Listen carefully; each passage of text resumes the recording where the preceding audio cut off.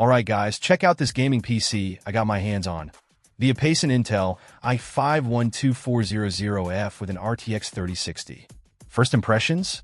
Solid build, sleek design, and that tempered glass side panel is always a win. Now this thing boasts some serious specs for the price. We're talking a 12th gen i5 processor, a 1TB NVMe SSD, and 16 gigs of DDR4 RAM. But the star of the show? That RTX 3060 12GB graphics card.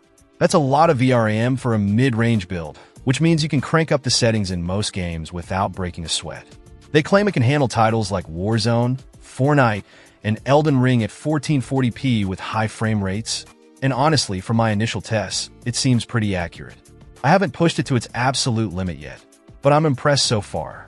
The 1TB NVMe SSD is a huge plus. Lightning fast boot times, and no more waiting around for games to load. Plus, with 16 gigabytes of RAM, multitasking and running demanding applications alongside your games shouldn't be an issue. Now, a couple of things I want to point out. The listing mentions it's not available in California, so double check that if you live on the West Coast. Also, they encourage you to reach out to them directly through Amazon if you have any issues with setup or hardware. That's a good sign, showing they're willing to stand behind their product. The 4 RGB fans and custom case lighting are a nice touch, adding a bit of flair to your setup. And let's not forget the lifetime free tech support. Always a reassuring bonus. One thing I'm curious about is the 650W PSU.